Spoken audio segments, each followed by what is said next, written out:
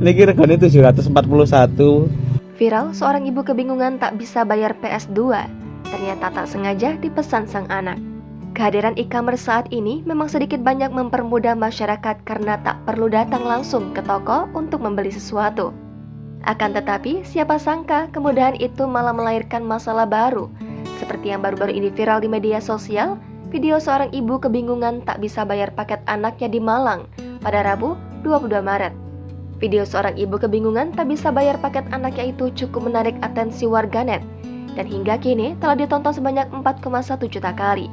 Momen seorang ibu kebingungan tak bisa bayar paket anaknya itu diunggah oleh pemilik akun TikTok @bagusvlog.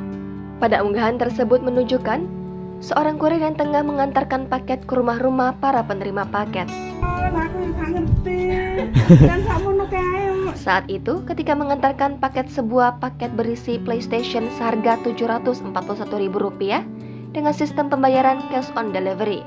Alih-alih senang ketika paket yang dipesan tiba, wanita itu malah kebingungan lantaran dirinya merasa tak memesan barang tersebut. Usut punya usut, ternyata PS2 itu tak sengaja di-check out oleh sang anak ketika mengotak-atik aplikasi belanja online tanpa sepengetahuan ibunya. Alhasil, paket yang dipesankan tanpa sepengetahuannya telah diproses dan tiba ke alamat tujuan tanpa disangka-sangka.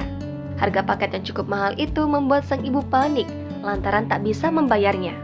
Namun, alih-alih memaksa wanita itu untuk menebus paket yang tak sengaja dipesan oleh anaknya, sang kurir malah berusaha memaklumi. Meski kecerobohan anak wanita itu akan merugikan pihak penjual, ia berusaha sebaik mungkin untuk membereskannya dengan mengajukan pengembalian.